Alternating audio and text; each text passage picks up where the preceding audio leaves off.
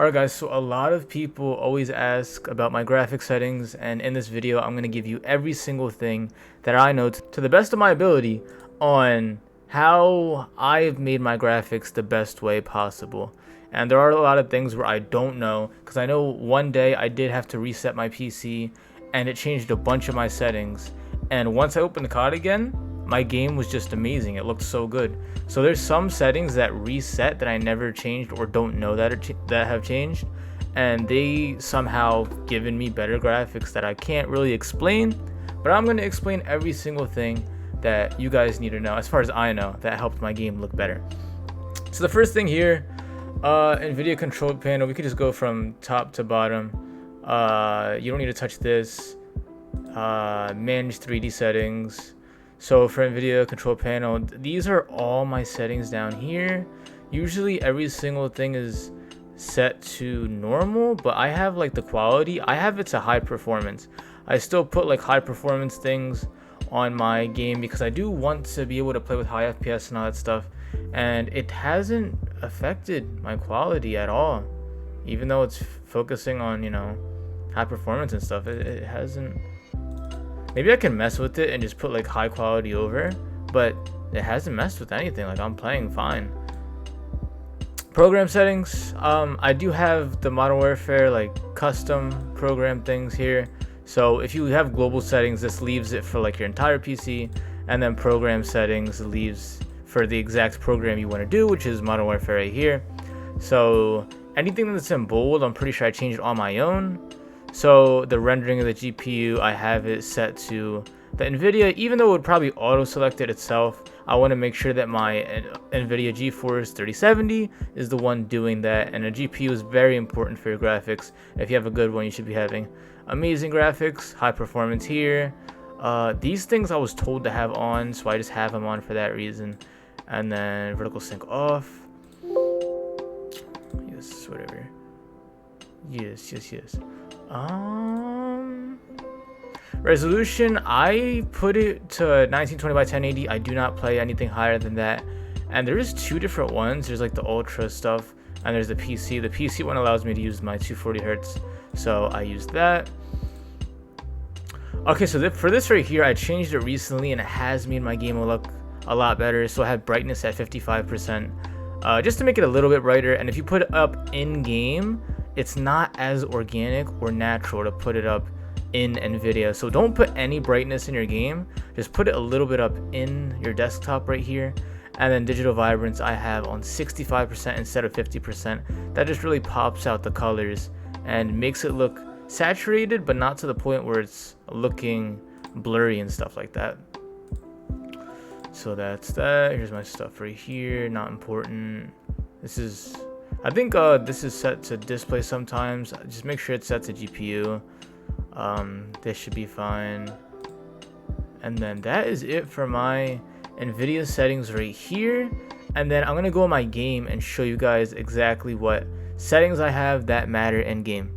Okay, so this is how my game looks right now. If you go to the options right here, for graphics, I'm just going to show from top to bottom. I do not have it on 200. I only do that for thumbnails because it really pops out the quality, but you don't ever want to play on that. You always want to play at 100, and your game looks really good there. It will look good if you put it at 200, but you're just going to lag so much and not even be able to play the game. So these are some of my settings. If I don't go over the settings, like tell you what they mean, that means I have no idea why they're like that. Like streaming quality, I don't really know too much about that. I just have it on normal. Text resolution, make sure you have it on normal if you want really good graphics. If you put it on high, I'm pretty sure it doesn't even do anything.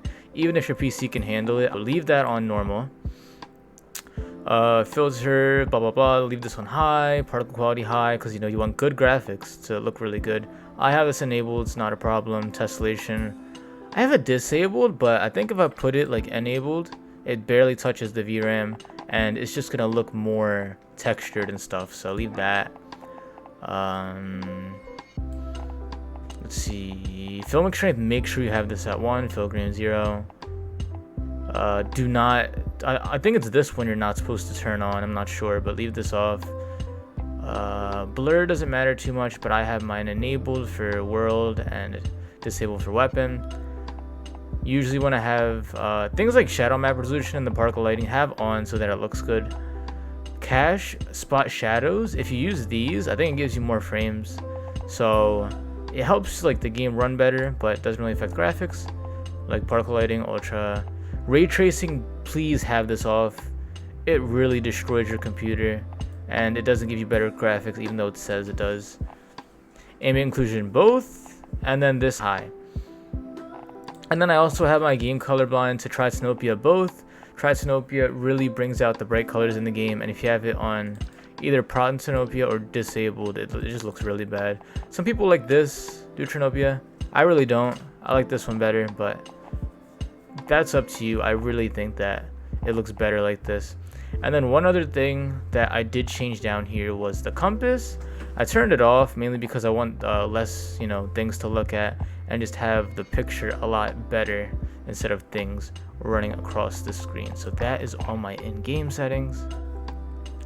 And then here is the final part. Now let me just find a clip real quick that I could just throw in. Like, I don't know, I just have a random clip right here, right? A random clip. And this is how my game looks default. It looks really good. But I do things to make this look even better than this.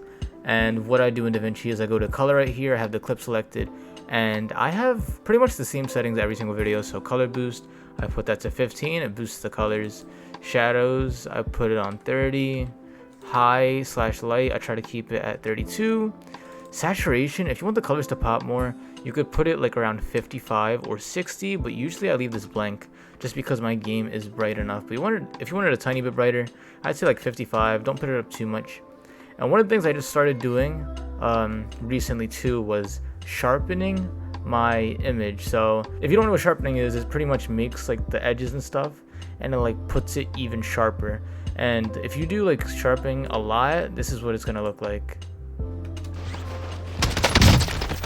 So you can see like right here it looks bad because all the edges are like super sharp. But if you only sharpen it a little bit, and it's like these things right here, you click on this one right here, and if you sharpen it to like around 0.45, just around there, then it sharpens the thing just a little bit, and it looks really clean and just really good around here. The guy in tower, the water tower. So that was it sharpened, and if I don't sharpen it at all, like if I put it to this point, like around 0.5, it still looks really good. You could probably barely tell a difference, but if you look really closely, it's not as defined as if I had the sharpening tool right there. And that is pretty much every single thing I know about my graphic settings. And if you just do these methods of using all my settings and then making sure each of your clips have this exact thing right here, and like around 0.45, just around there, then your game should, if it does not look exactly like mine, then it should look really close, or just have your game looking way better than you previously had before.